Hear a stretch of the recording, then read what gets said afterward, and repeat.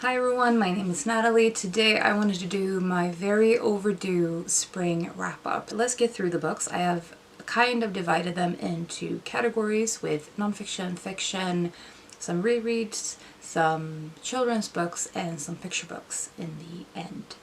So let's start with the nonfiction. The first one I have is a Swedish nonfiction. It's called När du dör ska jag vara nära by Annie Reuterskiöld.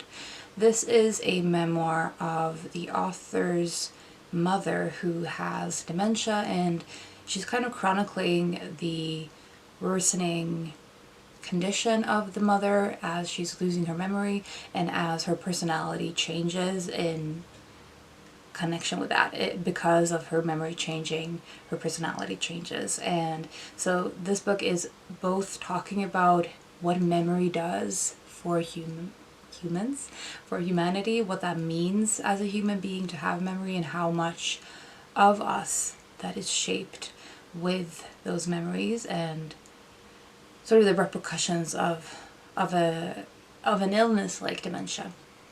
But there's also an added layer to experiencing losing a parent and kind of dealing with grief as a everyday thing, because you lose this person gradually. And also her mother is in a elderly home during the pandemic, and so that is an added layer because she can't visit her.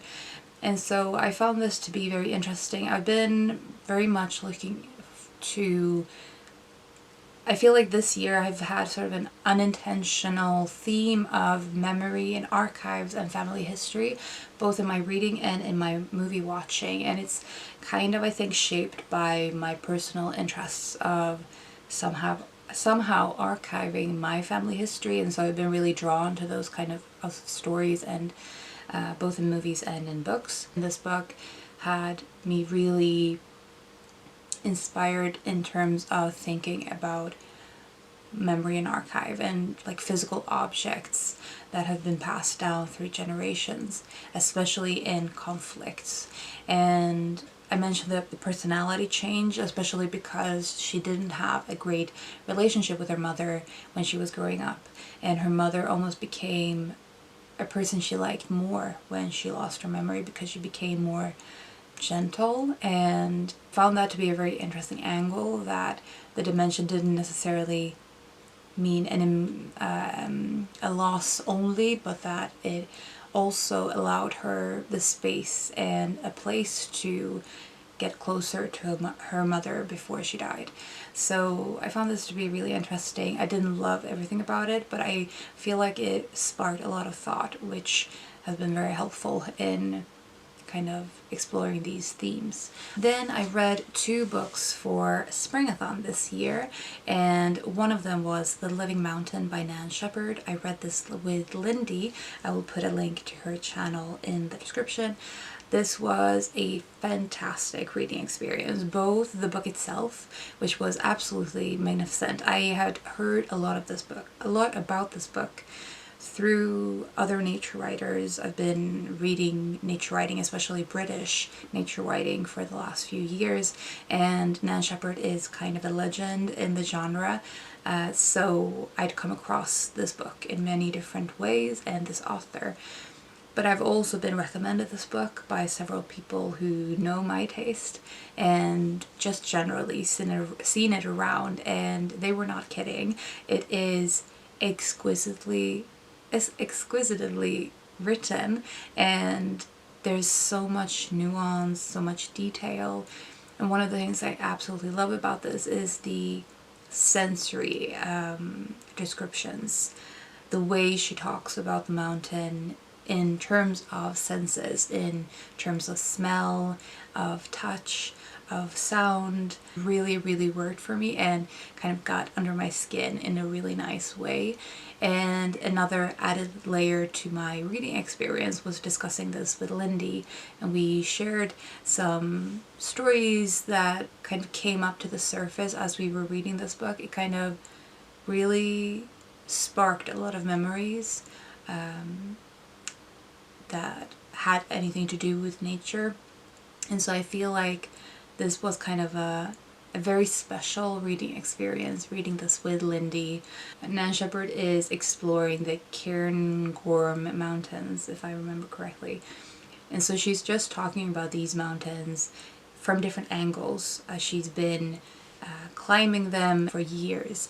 And so it's a very familiar place to her. And she's just kind of both talking about the physicality of the places and describing the mountains, but also describing her experiences as she's moving through them, describing the sensory experiences, like I said, like, for example, describing the natural wildlife there, the birds, the sounds, the smells of the flowers. It marries the best of the nature writing and memoir genres. Strong recommendation, definitely a standout of the year. Then another book I read for Springathon is Losing Eden, Why Our Minds Need the Wild by Lucy Jones. This is kind of a special author to me because Lucy Jones wrote the book Foxes Unearthed, which was, as I've definitely mentioned this thousands of times, was the first book that made me really enjoy and fall in love with nature writing. And so I knew that I would like this, and I did. There's a lot of, so this book is about the psychology of being outside, being outdoors, having that connection, humans' connection with nature in a grand scale. So she's talking about the benefits of for our mental health, for our well-being, for our physical bodies, for societies, in having that connection with nature. And she's sharing a lot of scientific research done on this topic. She's sharing personal stories of dealing with addiction and recovery, and finding nature as a solace and as a way out, as a way to recover. And this was just, there was just a lot of things that I took away from this, a lot of things I've underlined. There is kind of a preaching to the choir element of this, because if you're picking this up, probably you already feel that nature is very valuable. And there's kind of a repetition of the ideas that Lucy Jones believe in throughout this, and very much like underlining we need nature, we need this connection. Feel like it has so much valuable information that it's well worth your time anyway, even though I find the structure of the writing to be slightly repetitive. Everything from, like, there's one section when she talks about the scent of earth, and there's some kind of ingredient in it, I don't remember what it was called, like mineral or something, that is known to give calm, or known to give a sense of well-being. And so I could just picture that. The scent of earth, like for example when you're walking in a forest, in that moist earth, is one of the best scents in the world to me. And I don't know, there was things like that that kind of put experiences that I already have and know I have into perspective, and maybe why they work so well. I think if you are someone who finds nature important and who have already been gravitating towards nature writing, you will find a lot of food for thought in this, and maybe particularly to pinpoint why you have certain experiences, which I find interesting and helpful, especially if you're talking to someone who don't have that connection, and maybe you want to try to bring them out more. Maybe particularly if you're a parent and you're trying to create that interest in your children. I think this would be very helpful in having that approach. The last of my nonfiction is Ill Feelings by Alice Hattrick. This is a book where Alice is talking about their relationship with her mother, their relationship with their own body, and with chronic illness. So both Alice's mother and Alice have been experiencing chronic illness for many years. And basically since Alice grew up, they've been experiencing some kind of chronic illness, and it took a long time until the realization that it was ME.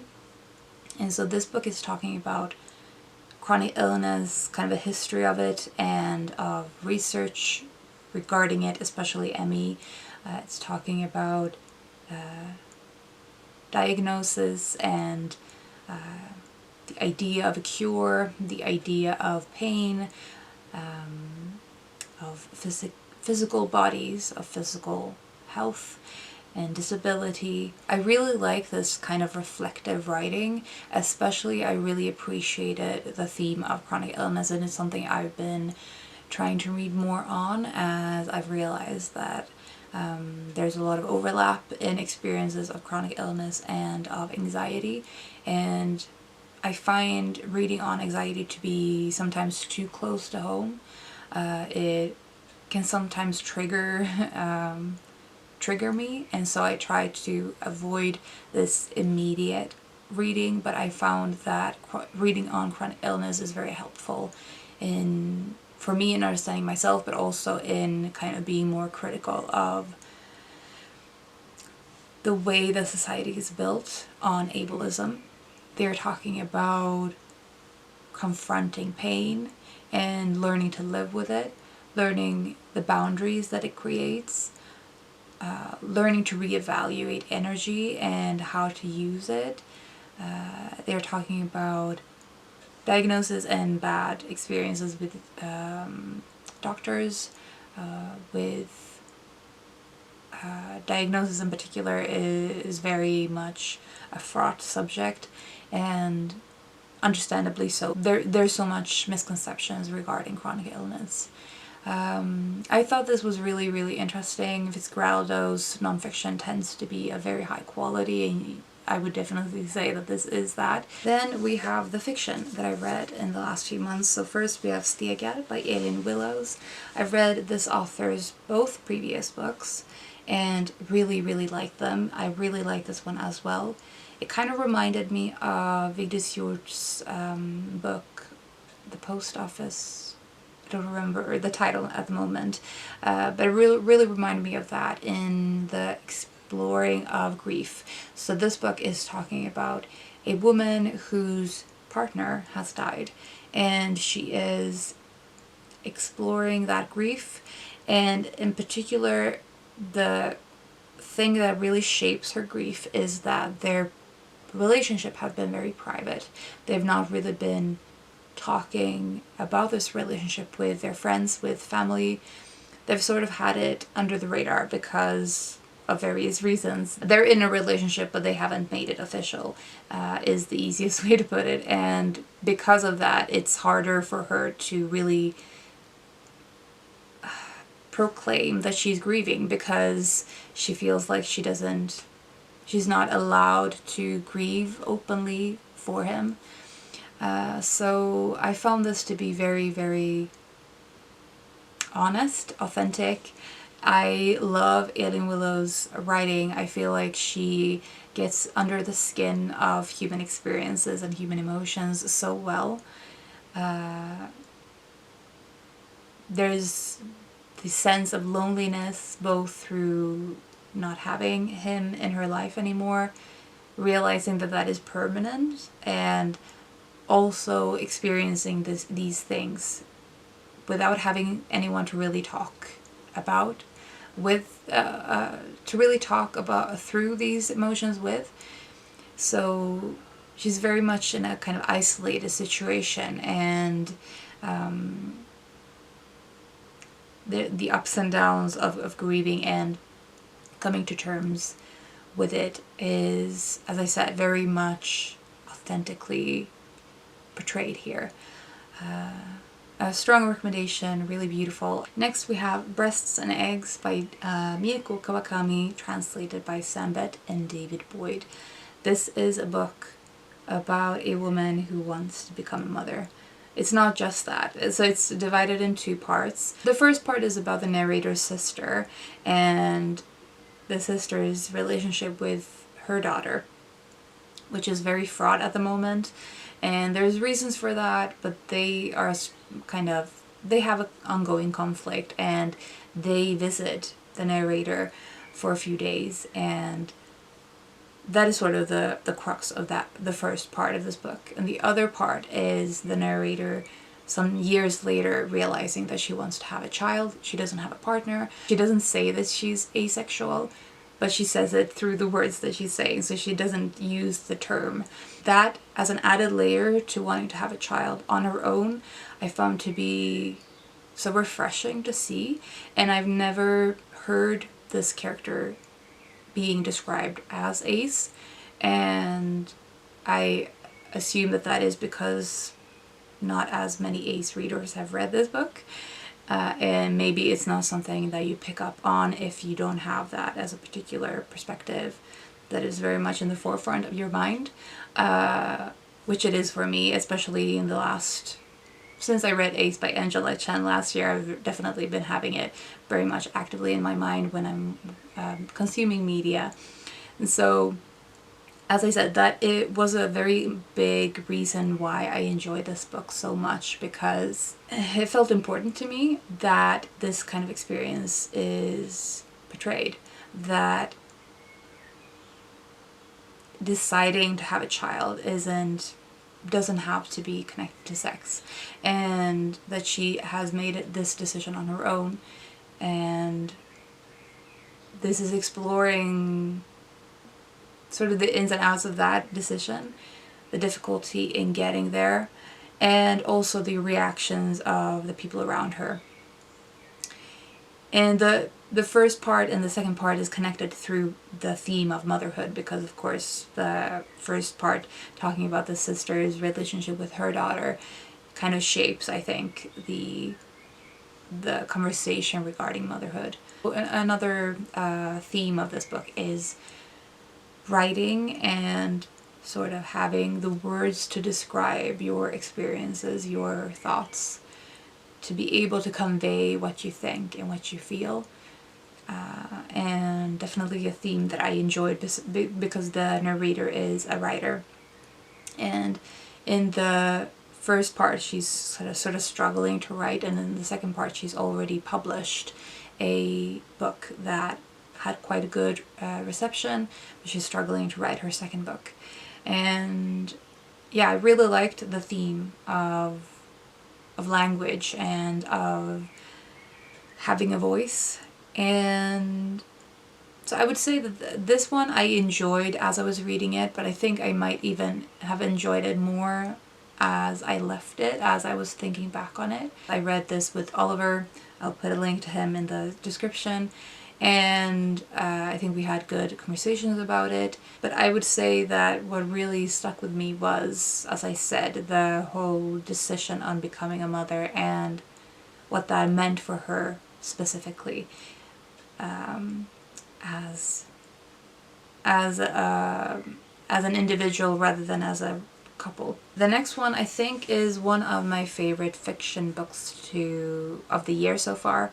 That is Our Wives Under the Sea by Julia Armfield. So this is a book about a woman whose wife is like a marine biologist or marine scientist. She's going on a science trip or a field trip down a submarine, so she's studying the deep oceans with a team. And this is told in sort of parallel chapters from the narrator's point of view and from the wife's point of view. And in the narrator's point of view, you see the aftermath. So the wife has returned from one of these trips that had gone awry. You don't really know why at the first, and something has happened to the wife. She's not the same anymore, and so the narrator is chronicling the aftermath, how she's behaving as she's returned to land, the difficulties that they have. And the wife's point of view is going back in time and sort of leading up to the crisis point of this trip. And I just love this book. I think Armfield is a fantastic writer. The theme of water and of marine life just has not left my mind since I read this. I was so compelled by this book that I was reading it while walking from the bus, because I've been reading it during my bus trip home, and I continued to read it as I was walking from the bus stop home because I just couldn't put it down. I feel like, yeah, as I said, it's been a while since I felt this compelled by a book, and also kind of haunted by it. There is a sense of uncertainty throughout this. There's a sense of the power of water as an element and of the unknown in deep water. There's the relationship that is also very interesting. There's a lot of elements of mystery in this. Yeah, I just really like this, and I am very much looking forward to reading Julia Armfield's Salt Slow and the new one, Private Rights, that I've just bought. So a standout. I also did this as a buddy read with Robin, who has been commenting on my videos for a while, and we're friends on Goodreads and on Storygraph. And I think that was also definitely an added layer to my enjoyment of this book. The discussions that we had was really fun,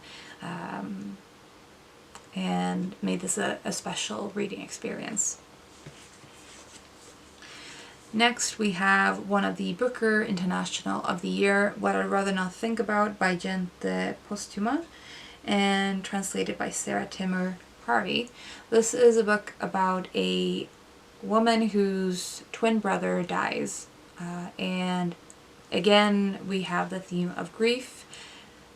I really like this, and I know that this has mixed reviews. I've heard a lot of people who didn't love this, but there was something about the voice of the narrator that I really liked, especially with this relationship.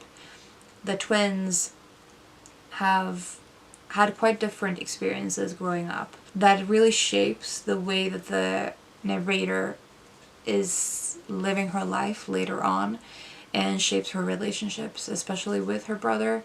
And even though they are sometimes very close, they are also at odds with each other, whereas the brother is depressed and has probably been struggling with his mental health for many years. They don't really talk about the specifics throughout this book, but you can tell that it's been a problem for him for a long time, and that also shapes his behavior to his sister a lot of the time, and why there's a lot of conflict there. And I think both the exploration of sibling relationships and sibling rivalry and the dynamic there, I really appreciated. I loved the exploration of grief, and again that gradual realization of grief not being one big process, but a gradual thing of a step by step and sort of up and down, and not being one direction, basically. I feel like this is definitely one of those sort of contemporary literary fiction that really worked for me on a personal level, that really spoke to me, that type of writing style.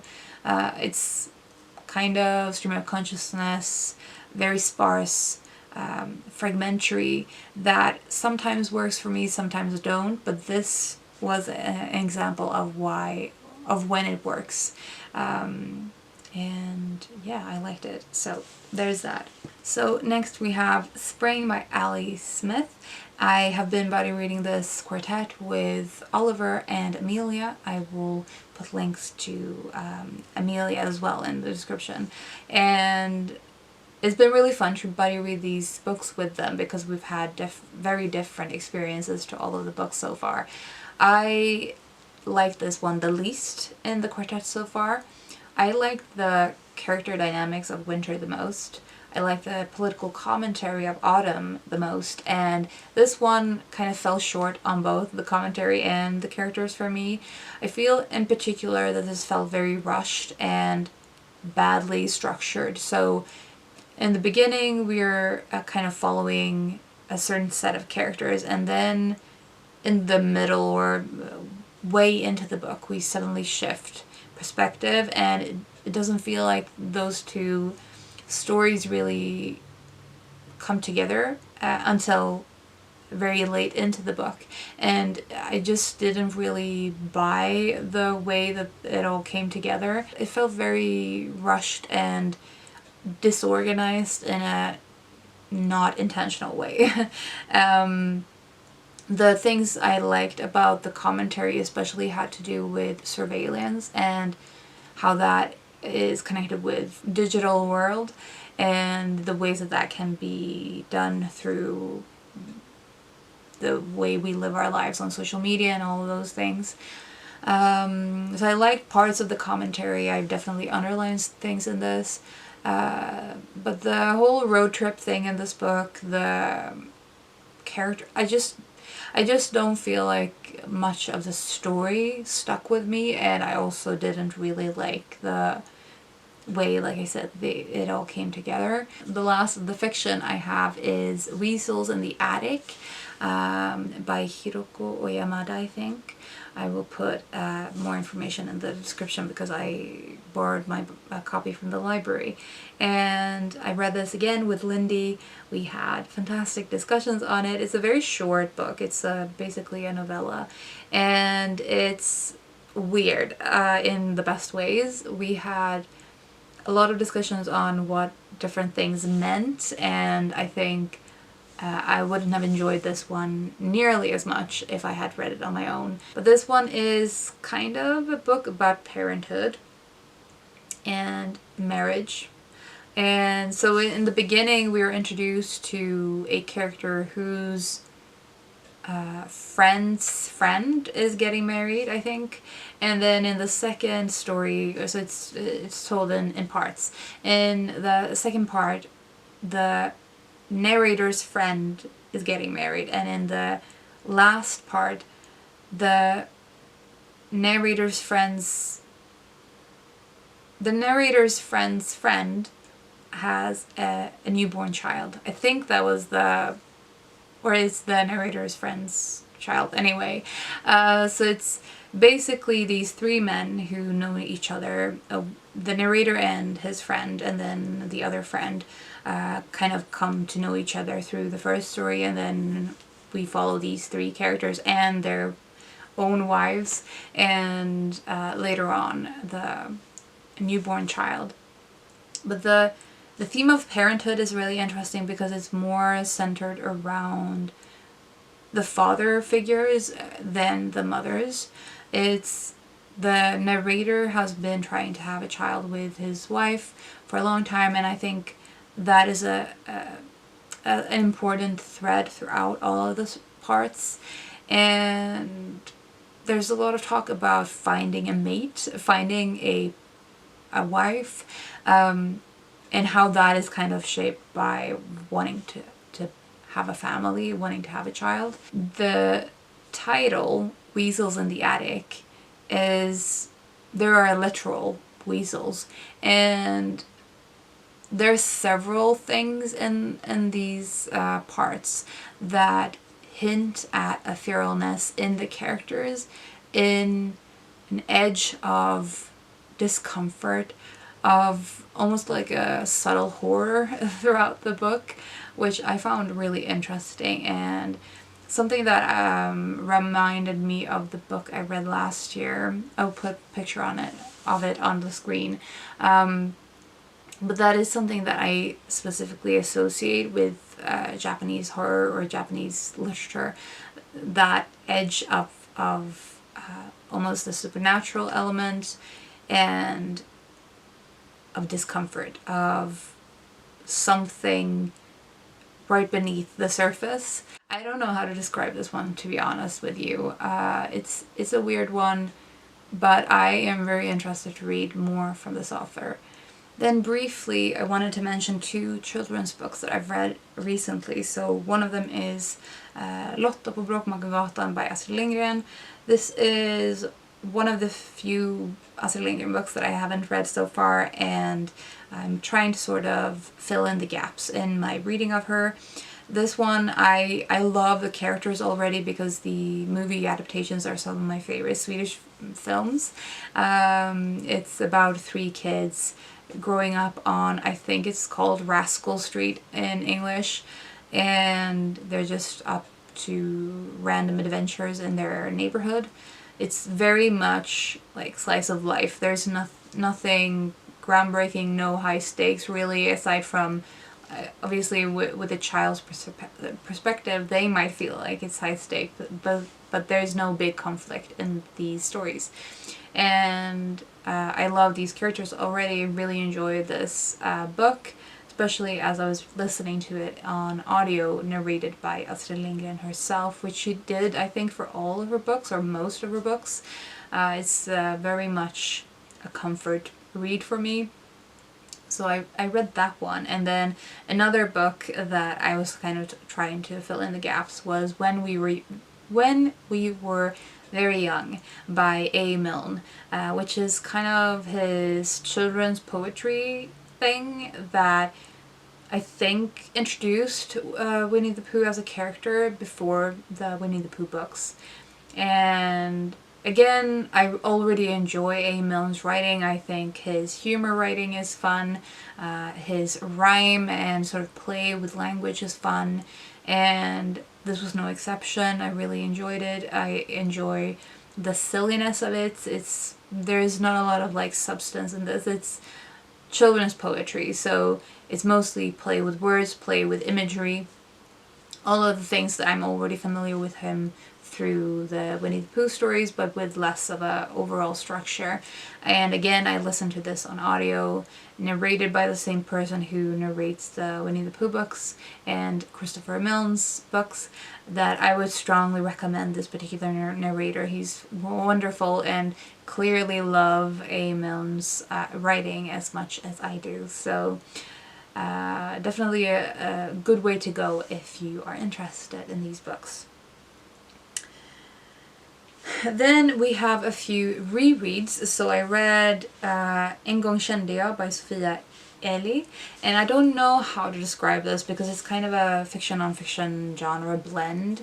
It's the narrator of this book, possibly the author, is looking at their own psychological evaluations. I think the journal excerpts in this book, and then there's a lot of like almost stream of consciousness reflections. So I reread this one in one day, and it was as good as I remembered it to be. I find that it's difficult for me to really talk about this one because I have a very personal reaction to it. It's hard to pinpoint what sort of why it works so well for me, but I would say that there is I take a lot of comfort in the voice running through this book, who is willing to look at their life with a closeness that I appreciate. The sense of introspection in this is something that I really appreciate, and that, as I said, I take comfort in. There's also a honesty in this, and authenticity again, like with Eileen Willow's book. If you are someone who reads in Swedish, if you enjoy sort of stream of consciousness, genre bending books, and in particular with the topic of psychology and memoir, I would recommend. Then I have also been rereading, continuing my reread of Nana with Oliver. So we have read volume 6, 7, and 8 this year so far. And it's by Ai Yazawa. I love this series. It's really fun to reread through. It has really been interesting to reread these books as an adult, because obviously when I read this as a teenager, I had maybe not necessarily the exact same thinking, even though I appreciate them and enjoy them both in this age and as a teenager. I take away different things from it.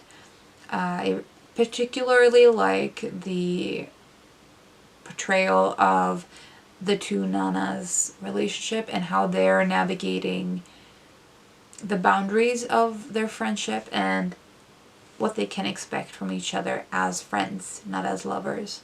And there's definitely a lot of homoerotic elements to these books, but they never state it to be a romantic relationship, even though they're constantly walking along the border of a romantic relationship. But like I said, one of the things I love in particular about this series is the way they're navigating those borders and trying to keep each other in their lives, even if they have other things going on, even if they have completely different dreams, even if they build families with respective partners. The wish to have each other very closely part of their respective lives is so strong, and I just love their relationship. I love Ayazawa. I think, yeah, this is a fantastic series. If you haven't read it, definitely recommend.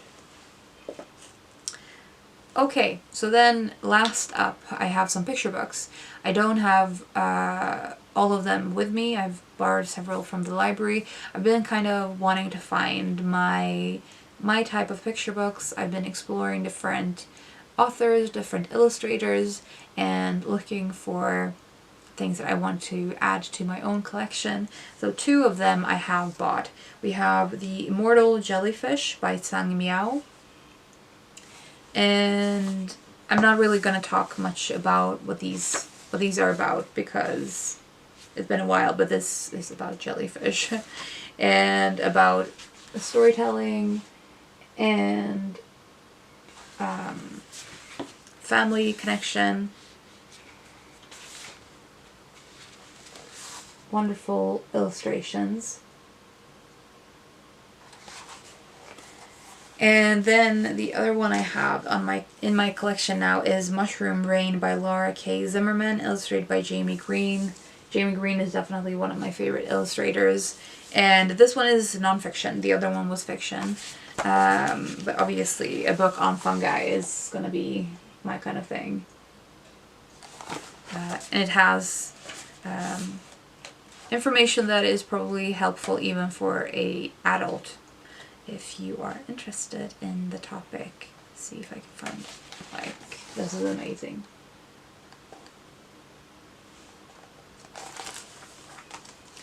So yeah, those are the two I have on my shelf because I thought they are nature related, so I'm gonna start there with my collection.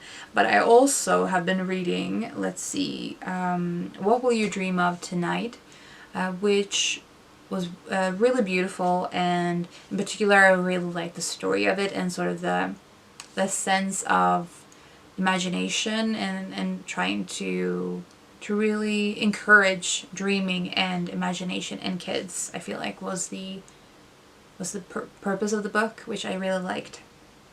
And then we have Here We Are, Notes for Living on Planet Earth, which I thought was wonderful. Again, it is talking about sort of having that connection to the earth in terms of the natural world, in terms of physical places, but also in terms of community, and that you're never alone. I think, again, a fantastic message, beautiful. But my favorite picture books that I've read in these last few months is I Talk Like a River, which is a book about a boy who has a stutter, and it makes him different. It makes him feel very self-aware, and the way that I think it's his grandfather talks to him about it was so beautiful, and the way that it's exploring being different and finding joy and finding peace in that made me actually cry. So I think there's not a lot of picture books that have made me cry, but this one did. So I think if that isn't a selling point, I don't know what is. All of these picture books, I would say, are enjoyable for adults and kids, but I Talk Like a River just hit me differently. So I would recommend all of them, but in particular that one by Jordan Scott, I think. But I will put information about all of the authors and illustrators for these books in the description below. Okay, so these are all of the books that I've been reading during the spring of 2024. Let me know if you've read any of these books. I would love to discuss them with you in the description.